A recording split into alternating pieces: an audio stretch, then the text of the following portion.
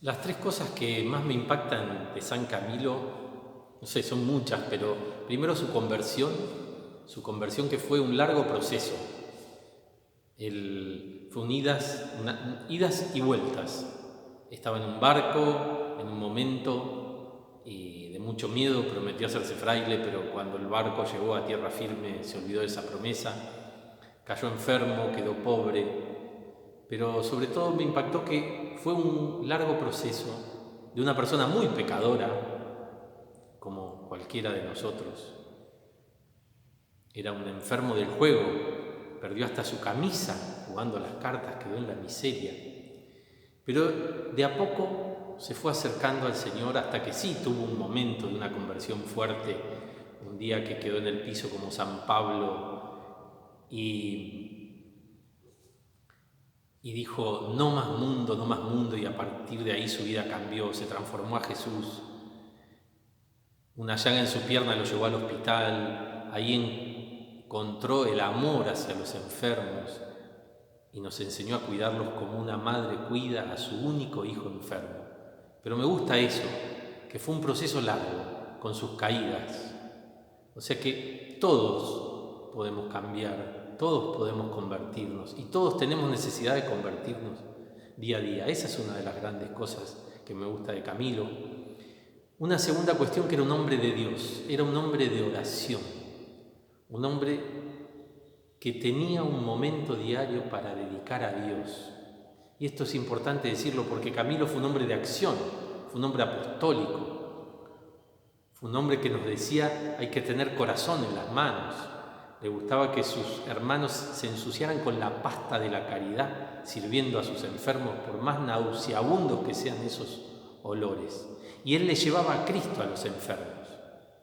Pero ese Cristo que le llevaba, lo tomaba de la oración. Era un hombre que, si bien veía a Cristo en el enfermo, se arrodillaba ante los enfermos, los trataba de sus amos y señores, también tenía un momento de oración, un momento de soledad con el Señor, porque no podemos llevar algo que no tenemos. Él se llenaba de ese espíritu también en un momento de oración.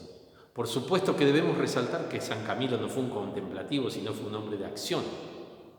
Por su amor hacia los enfermos, transformó los hospitales de su época. Pero había un pie fuerte en la oración.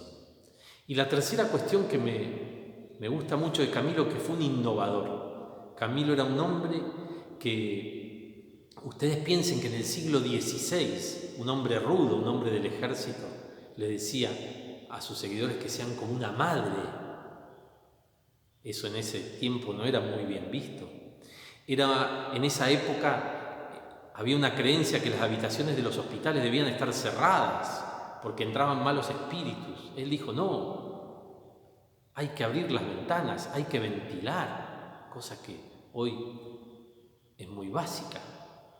A los enfermos llegaban al hospital y se los hacía confesar y comulgar y estaban a veces en condiciones muy malas. Camilo dijo, no, primero bañémoslo, démosle un plato de comida caliente, una cámara con sábanas limpias y recién después, si él quiere, confesar y comulgar. Estas cosas que nos parecen muy normales hoy, en el siglo XVI no lo eran tanto.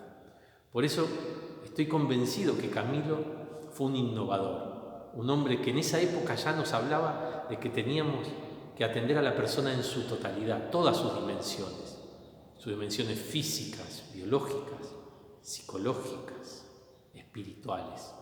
Todo el hombre. Y eso es otra cosa que me llama mucho también la atención de San Camilo.